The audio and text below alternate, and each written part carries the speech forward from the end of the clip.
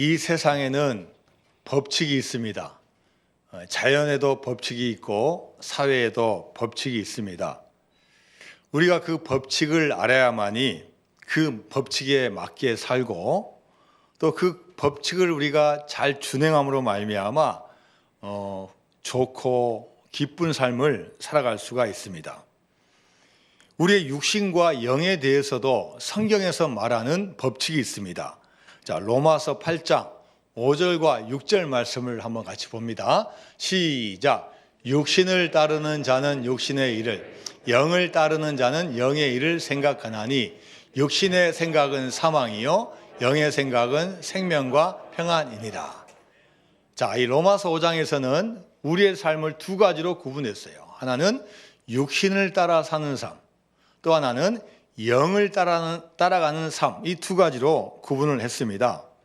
이 육신의 일은 그것이 아무리 좋고 아무리 성공하고 아무리 노력하고 아무리 열정적으로 해도 그 결과가 안 좋다는 거예요. 그래서 이 성경에서는 심지어 뭐라고 했냐? 사망이다. 육신의 일과 육신의 생각과 육신의 결론은 사망이다. 이에 반해서 영의 일, 영의 생각은 힘들고 패배한 것 같고 현실에 밀리는 것 같고 불리하고 손해보는 것 같아도 이 영의 일의 결론이 뭐냐? 평안과 생명이라고 말씀을 하고 있습니다. 육신은 원어를 보니까요, 사르카라는 헬라 단어예요. 사르카.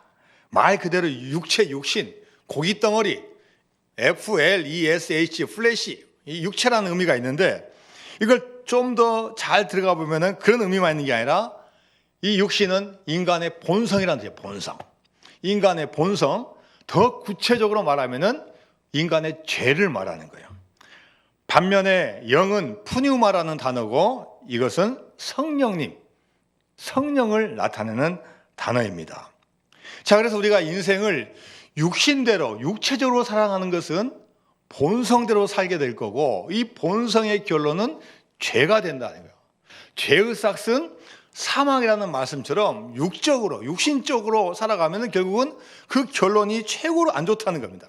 반면에 힘들고 어려워도 영을 따라가는 삶, 성령님의 인도하심과 성령님의 충만하심과 성령님 함께 하심을 길을 가면은 그 삶은 평안과 생명을 보장해 준다는 거예요.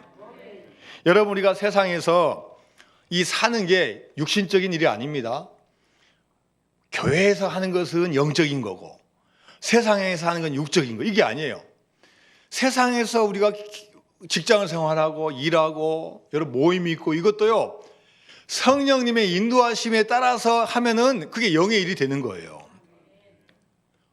아무리 우리가 교회에 와 있지만 몸은 교회에 와 있는데 생각과 모든 이 본능과 이게 자꾸 과거 생각하고 육적인 생각하고 나만 생각하고 나의 이익만 생각하고 나의 편안만 생각하면 몸은 교회에 있을지라도 그거는 영적인 게 아니라 육적인 거라는 거예요. 양손에 풍선이 있습니다. 똑같은 파란색 풍선. 바람을 똑같이 주입해 가지고 똑같은 모양과 똑같은 크기의 풍선을 가지고 있어요. 사람이 손에 이것을 잡고 있을 때는 그냥 다 똑같아요.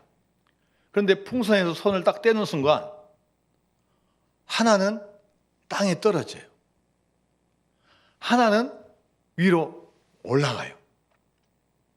하나는 공기보다 더 무거운 질소가 들어서 자꾸 내려가는 거야. 아무리 들어 올려도, 아무리 몇 번 들어 올려도 놓으면 자꾸 내려가요.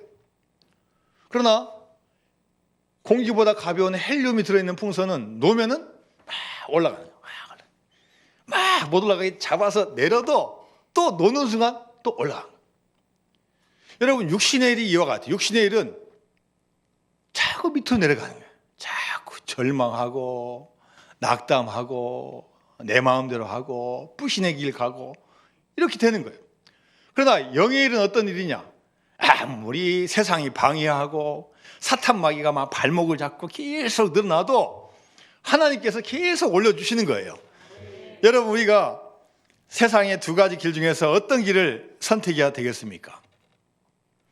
지난 성구 영신 예배 때 우리 여자 집사님 한 분이 끝나고 돌아가다가 굴다리 지나서 합류하려고 하는데 캄캄하니까 잘 안 보이니까 트럭이 다 지나간 줄 알고 들어갔는데 세상에 트럭이 얼마나 긴지 이 집사님 자가용이 그 트럭 중간으로 들어간 막 끌려감.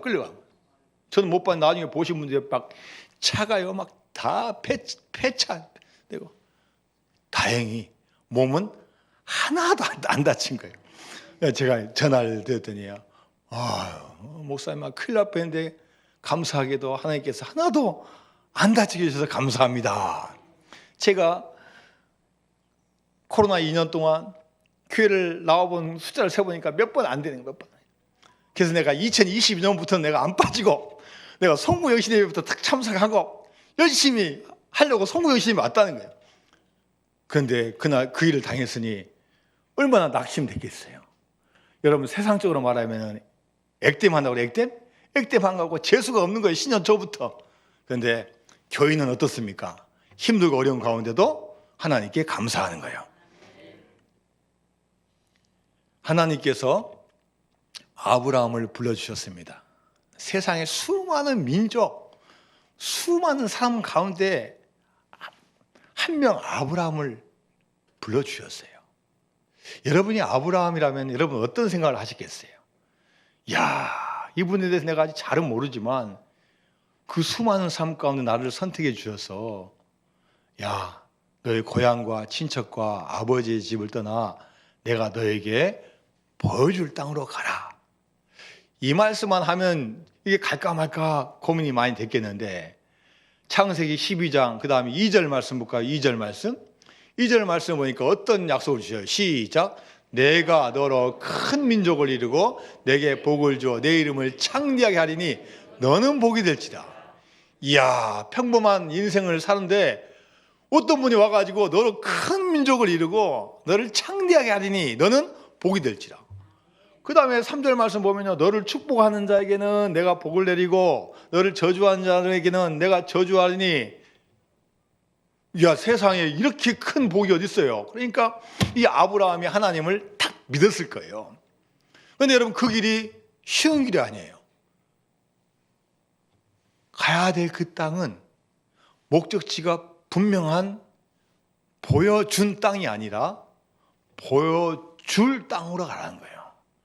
그 땅이 어딘지, 얼마나 걸릴지, 어떻게 가야 될지 아직 미지의 세계에 알 수가 없어요. 그런데 하나님께서 부르신 거예요. 여러분 하나님의 부르심에 법칙이 있어요. 하나님은 모든 거 다 보여주고 다 됐지. 너 그중에서 좋은 거 하나 골라라. 절대 이렇게 하신 적이 없어요. 항상 하나님께서는 나약한 사람 부르시고 도망가려는 사람 부르시고 부족한 사람 부르시고 그것도 제대로 안 가르쳐줘요. 너 어디 가라. 딱 찍어주지 않아요. 가라. 순종을 먼저 요구하셔요. 아브라함이 이 하나님 말씀에 순종을 하였는데 이게 어마어마한 믿음의 첫걸음이 된 겁니다. 오늘 본문에서는 이 아브라함의 행위에 대해서 어떻게 말하고 있습니까? 히브리서 11장 8절 말씀입니다. 시작. 믿음으로 아브라함은 부르심을 받았을 때 순종하여 장래 유업으로 받을 땅에 나아갈새 갈 바를 알지 못하고 나아갔어요. 여러분 아브라함은 부르심을 받을 때 어떻게 했다고요? 순종했다는 거예요. 하나님이 원하시는 것은 먼저 순종을 요구하는 거예요. 그리고 뒤에 보니까 뭐라고 나와 있습니까? 갈 바를 알지 못하고 나아갔으며 전능하신 하나님을 믿는 게 먼저지 목적지가 먼저가 아니에요. 보여준 게 먼저가 아니에요. 아브라함은 나아가는데 갈 바를 알지 못하고 나아갔습니다. 인간적으로 생각하면 나아갈 이유가 없는 거예요. 나이가 75세 이제 어느 정도 나이가 있고 구티 어디 안 가도 되고 모험할 필요가 없어요. 좀 확실히 보이면 나이가 80, 90대도 모험할 수 있어요. 근데 안 보여요. 근데 왜 나갑니까? 믿음은 보이지 않는 것에 대한 순종을 요구하는 게 믿음이에요. 우리는 약하니까 보여주면 간다고 그래요. 하나님 보여주세요. 증거를 보여주세요. 기드온 사사도 그래. 기드온 사사도 하나님 증거를 보여주세요. 물론 하나님께서 증거를 보여줄 때도 있지만 대부분 보여주지 않으셔요. 먼저 순종을 요청하셔요. 자, 로마서 4장 18절 말씀입니다. 시작. 아브라함이 바랄 수 없는 중에 바라고 믿었으니 이는데 후손이 이같으리라 하신 말씀대로 많은 민족의 조상이 되게 하려 하십니다. 아브라함이 어느 중에 믿었어요? 어느 중에 믿었어요? 바랄 수 없는 중에 바라고 믿었으니 하나님이 이것을 귀하게 보신 거예요. 가망이 없고 힘들 때 바라는 게 진짜 믿음이라는 거예요.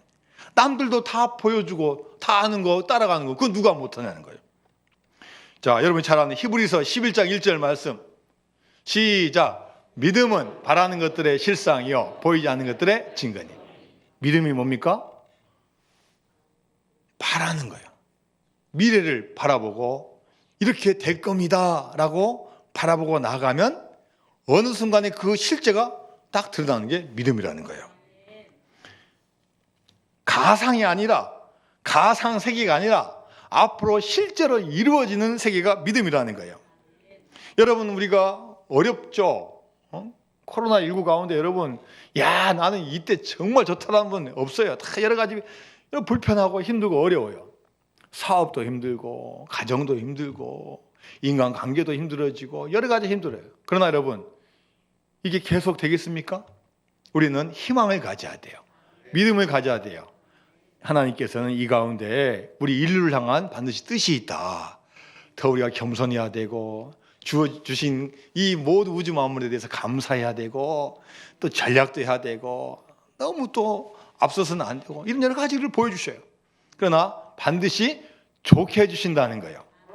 사업이 어려우면은 잘 될 줄 믿고 기도하며 나아가면 반드시 잘 될 줄로 믿습니다. 사업하시는 분이 나는 이 정도면 됐다 이렇게 사업하시면 절대 안 돼요. 항상 미래를 꿈꿔야 돼요. 매출액이 또 올라가고 이렇게 해서 좀 더 열심히 하고 직원도 좀 더 늘어나고 또 너무나 무작정 느리면 안 되니까 이럴 때는 딱 한번 조절도 하고 이렇게 해서 다 꿈을 꾸는 거예요. 그리고 꿈꾸는 대로 기대하고 믿음으로 나가면 하나님께서 이루어 주시는 거예요. 우리가 자녀 때문에 얼마나 고민 많이 하십니까? 다른 건 다 내 마음대로 해도 이 자식만큼은 내 마음대로 못하는 거예요. 자녀 생각할 때 어떤 마음을 가져야 돼요? 우리 자녀는 이 세상에서 어느 누구보다도 잘 될 것이다. 지금은 교회 안 나오지만 분명히 내 기도로 하나님께서 포기하지 않으실 거야. 반드시 교회 나올 거야. 이런 믿음을 가지고 기도해야 되는 거예요. 아멘도 안 하십니다. 아이고 우리 아들은 틀렸어. 이미 다 커가지고 또 나의 약점을 너무나 많이 알아. 내가 얘한테 그때 이렇게 해가지고 얘가 삐뚤어져가지고 도저히 회복될 수 없는. 그러시면 안 된다는 거예요. 저도 아들, 딸 포기하지 않고 열심히 기도하니까 하나님께서 조금씩 좋아지게 해주신 거예요. 제 20대, 30대 때보다도 우리 자녀들이 얼마나 잘하고 있는지 감사한 거예요. 여러분 기도하고 믿음 가지시면 반드시 이루어질 줄로 믿습니다. 제가 이 예화는 너무나 많이 해가지고 여러분 막 이제 그만 드려야 되는데 이런 예화가 있어요. 인도 선교사 스탠리 존스가 선교하다가 뇌졸중으로 쓰러졌어요. 그는 항상 그가 마음에 두고 있는 성경 말씀이 있어요. 그리고 선교지에서 아픈 사람들에게 이 말씀을 주면서 기도하고 또 능력을 행했던 분이에요. 그는 뇌졸중으로 쓰러질 때 이 성경 말씀을 기억했어요. 야고보서 5장 15절 말씀. 시작. 믿음의 기도는 병든 자를 구원하리니 주께서 그를 일으키시리라. 혹시 죄를 범하였을지라도 사하심을 받으리라. 할렐루야. 믿음의 기도는 병든 자를 구원하리니 주께서 그를 일으키시리라. 그동안은 다른 사람을 위해서 선포했는데 이제는 자신이 이제 그런 상황을 딱 당하니까 그렇지. 이 하나님 말씀은 선포하는 말씀만이 아니야. 이거는 나에게도 필요한 말씀이야. 그래서 하나님께서는 믿음으로 나가면 이 병든 자를 구원시켜 주시고 반드시 일으키신다 했는데 그래 내가 해보자. 그래서 병상에 누워 있습니다. 말은 할 수 있지만 움직일 수가 없어요. 그래서 의사, 간호사 지나가는 사람들에게 이야기하는 거예요. 저를 위해서 한번 외쳐주세요. 스탠리 존스야, 나사렛 예수 이름으로 명하노니 자리에서 일어나라. 그러니까요, 이 환자의 말을 듣고 웃을 수는 없잖아요. 아유, 이거 보니까 뭐 의학적으로 보니까 이거 가망이 없어요. 이거 최소한 몇 년 걸려요. 몇 년 걸려야지 이렇게 한쪽 되고 이렇게 되는 게 가망이 없어요. 그래서 속으로 뭐 웃을 수는 없지만 아마 속으로 비웃었을 거예요. 그러나 한 번씩 해주고, 특히 병원에 있는 꼬마들이 왔다 갔다 하면서 재밌으니까 와서 계속 병원에서 스탠리 존스야, 예수 이름 명하노니 일어나 그러자 하니까 막 애들끼리 막 좋고 웃고, 다른 사람은 다 안 믿어도 이 스탠리 존스는 그 말씀이 선포될 때마다 아멘, 아멘 하는 거예요. 그러던 어느 날 한 분이 와가지고 나사렛 예수 그리스도의 이름으로 명하노니 일어나 걸어라, 아멘 하는 순간 자기도 모르게 그 자리에서 벌떡 일어난 거예요. 다시 인도에 가서 90세 넘게 동안 선교하다가 하늘나라로 간 줄로 믿습니다. 여러분, 그렇습니다. 믿음은 지금은 불가능한 일이지만 앞으로 그렇게 될 것을 믿고 나가는 게 믿음이에요. 믿음은 없는 것을 있는 것처럼 하는 거예요. 내가 돈이 없다고 난 맨날 돈 없어 이 말 할 필요가 없어요. 돈 없어도 난 앞으로 돈이 생길 것이다 라는 믿음을 가지고 나가는 거예요. 일하고 열심히 공부하고 열심히 나가는 거예요. 자, 로마서 4장 17절 말씀입니다. 시작. 기록된 바 내가 너를 많은 민족의 조상으로 세웠다 하신 것 같으니 그가 믿음 바 하나님은 죽은 자를 살리시며 없는 것을 있는 것으로 부르시는 이시나. 할렐루야. 하나님은 어떤 분이냐? 맨 마지막에 보니까 없는 것을 있는 것으로 만드신 분이 하나님이에요. 그러니까 단 하나밖에 없는 전능하신 하나님인 거예요. 가능성이 없는 그때 하나님은 우리의 믿음을 보시고 일을 시작하시는 겁니다. 먼저 가시는 거예요. 먼저 가셔서 구름기둥, 불기둥으로 인도하시고 먼저 광야를 쭉 살펴보시고 필요할 때 만나와 메추라기를 보여주시는 분이 하나님이셔요. 믿음의 사람은 이 세상을 바라볼 때 어떻게 바라보냐? 딱 하나요. 믿음의 눈으로 바라보는 거예요. 지금은 없어도 앞으로는 있을 것이다. 지금은 불가능해 보여도 믿고 나아가면 하나님께서 이루어 주실 것이다. 아무리 아프더라도 반드시 나을 것이다. 병원 갈 때마다 약이 하나씩 늘어나요. 처음에는 혈압만 있는데 그 다음에 당뇨 생기고 그 다음에 관절염 생기고 그 다음에 어깨가 아프고 머리가 아프고 엉덩이가 아프고 고관절이 계속 늘어나요. 그런 가운데 있다 할지라도 그래 나는 늙었으니까 이제 끝날 만만 남았다. 이건 믿음의 사람이 아니에요. 아무리 늙고 아무리 병원에 가도 좋아질 것이다. 하나님께서 나에게 기적을 주실 것이다. 약을 줄여주게 할 것이다. 나는 믿는 믿음으로 나가면 하나님께서 반드시 이루어 주실 줄로 믿습니다. 우리 눈에 지금 당장 보이지 않아도 믿음으로 나가면 얻게 되는 거예요. 미국 클린턴 행정부의 재무장관을 지내고 전 시티그룹 회장을 지냈던 로버트 루빈 박사님이 이 경영자들을 위한 강연을 할 때 한 가지 시험을 했어요. 양쪽에 똑같이 준비했어요. 큰 통 하나, 작은 통 4개씩을 준비했어요. 작은 통 4개에는 한 통에는 큰 돌들이 있고 두 번째는 작은 돌, 중간 돌들이 있고 세 번째에는 모래하고 흙이 있고 그 다음에 네 번째는 물이 있어요. 그래서 먼저 한쪽에다가 큰 돌을 먼저 넣고 그 다음에 중간 돌, 작은 돌을 넣고 그 다음에 모래 넣고 다 물을 부으니까 큰 통에 넘치지 않을 정도로 다 이렇게 찼어요. 자, 그 다음에 두 번째로 한 통에다는 거꾸로 했어요. 먼저 물을 붓고 그 다음에 모래와 흙을 넣고 그 다음에 중간 돌을 넣고 그 다음에 마지막 큰 돌을 넣었더니 어떻게 되겠을까요? 물이 넘친 거예요. 흙탕물이 돼가지고 막 넘치고요. 자, 똑같은 통, 똑같은 숫자, 똑같은 분량이에요. 무슨 차이냐? 순서가 차이가 있어요. 여러분, 인생의 일도 마찬가지지만 이 믿음 생활도 순서가 잘못되면 하나님께서 주시는 것들을 우리가 다 받을 수가 없어요. 순서가 바뀌면은 흙탕물이 돼가지고 다 넘쳐버리듯이 엉망이 돼버리는 거예요. 우리 인생에서 어떤 큰 돈을 가장 먼저 놔야 되겠습니까? 무엇을 가장 먼저 놓고 그 다음 것을 해야 되겠습니까? 우리 예수님께서 분명히 말씀해 주고 계셔요. 자, 마태복음 6장 33절 말씀입니다. 시작. 그런즉 너희는 먼저 그의 나라와 그의 의를 구하라. 그리하면 이 모든 것을 너에게 더하시리라. 바로 이게 하나님이 원하시는 법칙이에요. 먼저 하나님 나라와 의를 먼저 딱 구하고 시작하면요, 나머지가 순서가 다 잘 된다는 거예요. 그런데 우리 인간은 알아도 잘 안 되고 또 몰라요. 왜요? 뭐 내가 먼저인데, 내가 먼저고, 내 주변이 먼저, 내 가족이 먼저고, 내 일이 먼저고, 내 감정이 먼저인데 이거 잘 몰라요. 그래서 알아도 순간에 또 안 되고, 아예 처음부터 모르신 분이 있고. 하나님 나라 이후에 우리의 꿈과 계획이 세워질 때 하나님께서 기뻐하시고 우리에게 생명과 평안을 주시게 될 줄로 믿습니다.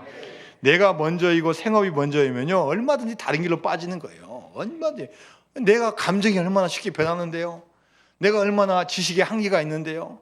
세상 변화를 내가 다 못 쫓아가는데요. 이거 하다가 저거 하다가 좌충우돌, 될 것 같은데 안 되고, 다 되는데 2%가 부족하고. 그래서 우선순위를 분명히 해야 돼요. 우리 대한민국의 1907년도 평양에서 평양 대부운동이 일어났습니다. 믿는 분들이 진정으로 회개하고 기도하고 모이기 힘쓰는 회개운동, 부흥운동이 일어났어요. 그래서 이 평양 시내가 얼마나 전도가 되는지요. 막 교회에 막 몰려드는 그런 때가 있어요. 그 중에 한 분이 가게를 하고 있는데 내가 주일만큼은 주님을 온전히 섬기겠다 하고 가게 문을 탁 닫았어요. 교회에서 뭐 문 닫아라 이런 말 안 했어요. 그런데 많은 분들이 그렇지, 우리가 주일날 온전히 섬기려면은 그렇게 해야 되지 하면서 막 많은 가게에서 막 문 닫기 시작했어요. 그래서 한때는 평양 시내가 상가가요 거의 뭐 한 50% 이상이 문 닫을 때가 있었던 거예요. 그 평양 대부운동을 기점으로 해서 한국 교회가 뭐 10몇만 명밖에 안 됐는데 갑자기 막 부흥되면서 막 몇십만 명 되면서 그때부터 부흥의 불길이 일어나게 된 거예요. 저 어릴 때는 여러분들 다 윗세대시지만 어릴 때는 형제가요 다 3명 넘었어요. 저희 집에 3명, 우리 교회 사찰 집사님은 아들만 4명, 또 교회 학교 중학교 서무과장 하신 장로님은 딸만 7명, 또 여자 중학교 또 교장 선생님 하신 강장로님은 아들만 5명. 뭐 애들이 막 4명 5명 돼요. 이거 막 교회에서도요 주일날이요 막 우리 막 했어요. 주일날 공부하면 안 된다, 공부하지 말자, 주일 잘 지켜야 돼요. 그래서 뭐 고아원이라 합니까? 고아원, 뭐 공생원도 가서 막 기타 들고 와서 봉사도 하고 같이 놀아주기도 하고, 또 환자 있으면 가서 같이 위로도 해주고, 놀아도 교회에서 놀았어요. 뭐 공부 뭐 성적이 안 나와도 그게 하나님의 뜻인가 생각하고 막 그렇게 막 열심히 했어요. 그리고 뭐 열심히 믿는 가정에서는 자식 많이 나오면은 첫 번째는 하나님 것이야. 너 신학교 가, 목사 돼. 저 안 가요. 둘째, 그럼 네가 가. 예, 제가 갈게요. 그래가지고 가족 중에서 한 명은 막 신학교 가고, 저 안 가면은 나 장로님 돼서 나 사업 열심히 해서 나 헌금 많이 할게요. 그랬던 그 열정인 분이 있어요. 1970년대 여의도 광장에서 100만, 200만 명이 모여가지고 나라와 민족을 위해서 기도하고 모이기 힘쓰고, 부흥회 하면은 막 옆에 교회 가서 막 부흥회 듣고 은혜 받고, 또 제가 아는 어떤 나이 드신 권사님은 집이 전라남도 장흥인데 막 목포까지 와서 부흥회 하는 거예요. 왜 오셨냐 물어보면은 그 부흥 강사가 너무 좋으니까 막 부흥강사 가는 곳마다 가서 막 은혜 받고 그런 시기가 있었어요. 여러분, 그렇게 하기 쉽지 않지만 그런 믿음의 열정을 우리가 회복해야 된다는 거예요. 그래야만이 하나님께서 이 민족과 이 교회에 다시 한번 기회를 주시고 다시 한번 부흥의 역사를 허락하여 주실 줄로 믿습니다. 하나님은 모세가 80살 때 부르셨습니다. 그리고 모세에게 이야기했어요. 모세야, 내가 가라. 바로 왕에게 가서 내가 너희 백성을 구원하겠다고 이야기를 해라. 이 말을 들은 모세가 하나님에게 변명합니다. 하나님 아시잖아요. 제가 40년 전에 사람 죽이고 쫓겨왔는데 다시 가면 뭐라고 하겠습니까? 제가 무슨 얼굴로 가겠습니까? 그리고 저는 말 주변이 없어서 자신이 없습니다. 무슨 이야기예요? 증거를 보여달라. 하나님, 증거를 보여주세요. 뭐 능력을 주세요. 뭐 군대를 좀 붙여주든지, 아니 뭐 수많은 뭐 외교관을 붙여주든지 그렇게 좀 해주세요. 뭐 증거를 달라고 하는 거예요. 근데 하나님은 이 모세의 요청에 뭐라고 말씀하셔요? 자, 출애굽기 3장 12절 말씀입니다. 출애굽기 3장 12절 시작. 하나님이 이르시되 내가 반드시 너와 함께 있으리라. 내가 그 백성을 애굽에서 인도하여 낸 후에 너희가 이 산에서 하나님을 섬기리니 이것이 내가 너를 보낸 증거니라. 하나님은 뭐라고 말씀하시냐? 모세야, 내가 너와 함께 할 거야. 내가 지금 너한테 지금 증거는 보여주지 못하지만 네가 내 말을 순종한 후에는 반드시 내가 너에게 보여줄 거야. 하나님은 우리에게 원하시는 게 뭐냐면 먼저 순종을 이야기하셔요. 나를 믿고 순종하면 내가 줄 건데 또 다 뭐 보여달라고? 그건 너 아니어도 다른 사람 다 할 수 있어. 이 하나님의 존재를 드러내시는 거예요. 우리는 지금도 확실한 증거를 원하면서 믿음 생활을 하고 있습니다. 하나님 보여주셔야죠. 하나님 누구 좀 붙여주셔야 되죠. 하나님은 야, 나 믿고 순종하고 가라. 지금은 당장 눈에 안 보이지만 내가 너를 향한 아름다운 계획을 가지고 있어. 믿고 가라. 이렇게 말씀하고 계신 줄로 믿습니다. 순종은 즉시 하는 거예요. 순종은 뜸들이고 하는 게 아니에요. 나중에 하겠습니다. 올바른 순종은 아니에요. 머뭇거리는 것도 올바른 순종이 아니에요. 순종은 즉시 하는 거예요. 이스라엘 백성들이 이제 광야 40년의 세월을 다 마치고 드디어 젖과 꿀이 흐르는 약속의 땅 가나안 땅에 도착을 했습니다. 그래서 이제 그 땅 들어가면 되는 거예요. 주기로 하셨으니까 이제 들어가면 되는 거예요. 그런데 많은 지파들이 안 들어가고 머뭇거리고 있어요. 지체하고 있어요. 자, 여호수아 18장 2절에서 3절까지 말씀입니다. 시작. 그러나 이스라엘 자손 중에 그 기업의 분배를 받지 못한 자가 아직도 7지파라. 여호수아가 이스라엘 자손에게 이르되 너희가 너희 조상의 하나님 여호와께서 너에게 주신 땅을 점령하러 가기를 너는 어느 때까지 지체하겠느냐. 유다 지파인 갈렙은 하나의 말씀을 믿으니까 나이가 85세가 되어도 헤브론 산지를 향해서 이 산지를 내게 주소서라고 외쳤어요. 그렇게 하지 않아도 하나님께서 주시는데 지도자로서 하나님의 사람으로서 생각해 보니까 야, 내가 나서야 될 때가 된 것 같아요.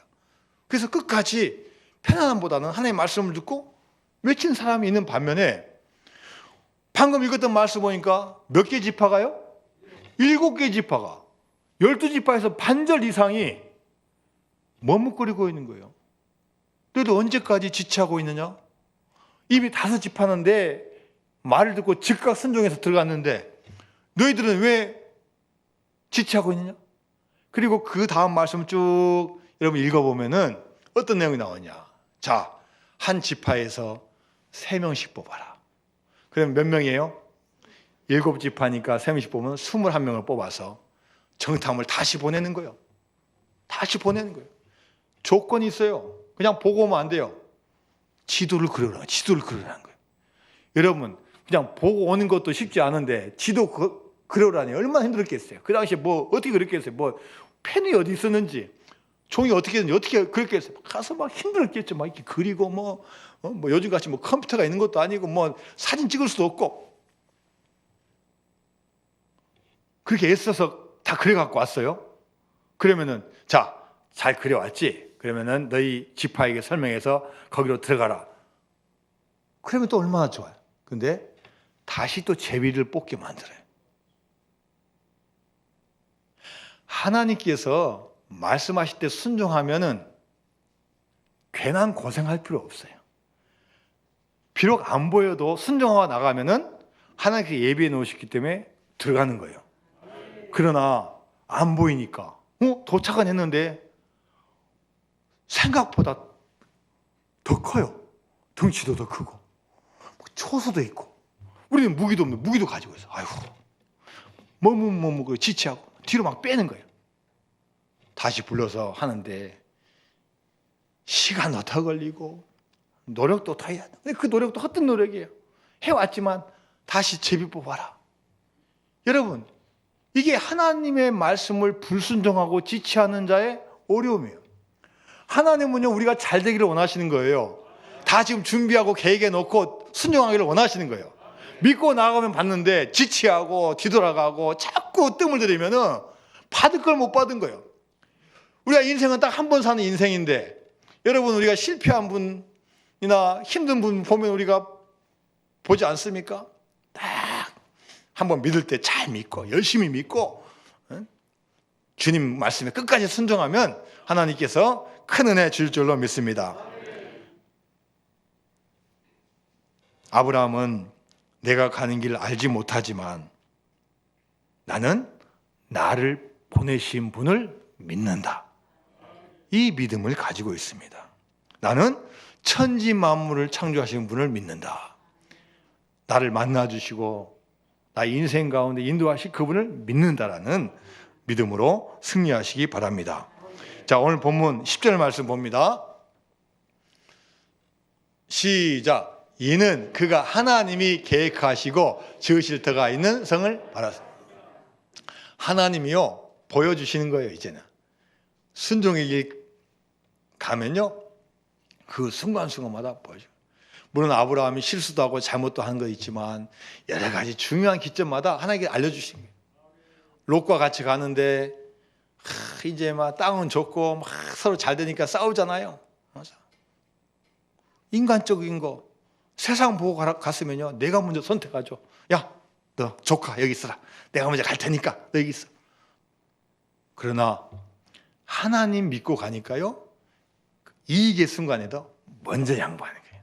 왜요? 하나님이 주실 것을 믿으니까 지금 이거 좀 손해보더라도 큰 문제가 안 된다는 거예요. 할렐루야. 하나님께서 계획하시고 지으실 터가 있는 성을 바라보고 나가면 하나님의 놀라운 섭리 안에 우리가 승리할 줄로 믿습니다.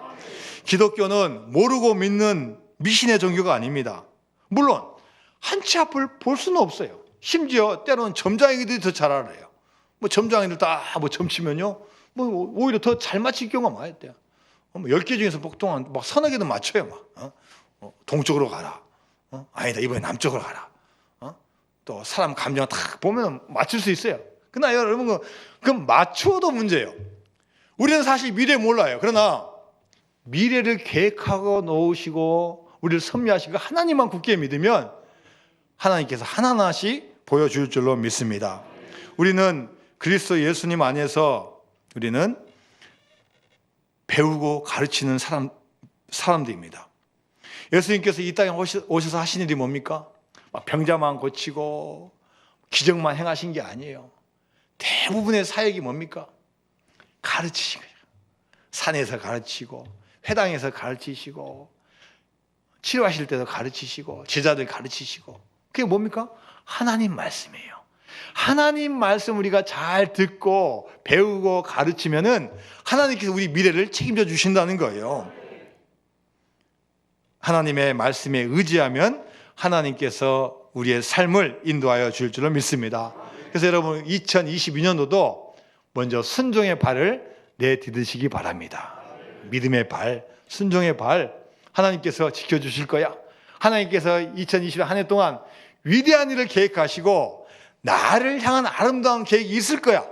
이 믿음으로 승리하는 여러분 되시기를 주님의 이름으로 축원드립니다. 다 같이 찬양합니다. 주님 말씀하시면.